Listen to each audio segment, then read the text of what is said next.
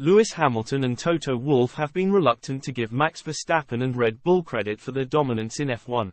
Martin Brundle has admitted to being disappointed with both Lewis Hamilton and Toto Wolff for not giving Red Bull and Max Verstappen respect for their dominance over the past 2 years. Verstappen won a record 10th consecutive race at last weekend's Italian Grand Prix, with Red Bull now winning 24 of the last 25 races dating back to July last year. It's an unprecedented stretch of dominance in F1 that is only set to be extended even further in the coming months. Ferrari, Aston Martin, McLaren and Mercedes have all tried and failed so far to catch Red Bull this year.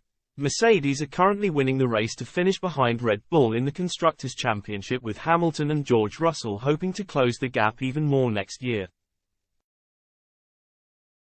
Mercedes enjoyed their own stretch of dominance in F1 for 8 years between 2014 and 2020, but said last weekend that their success was different because we had two guys fighting against each other within the team.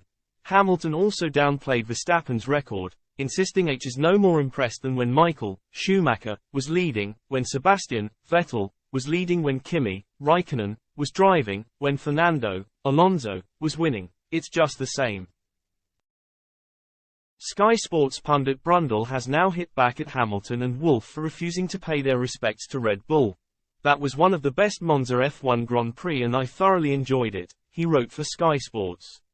For Max Verstappen to win 10 consecutive races, along with Red Bull taking all 14 races so far this season, it's truly something to behold.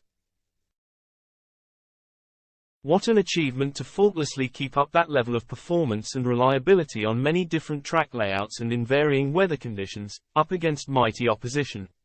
Congratulations to each and every one of them.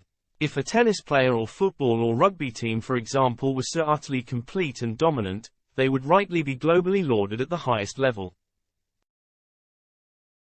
As should this pairing be. Sport can and should be tribal, but you must surely also appreciate a level of excellence in others.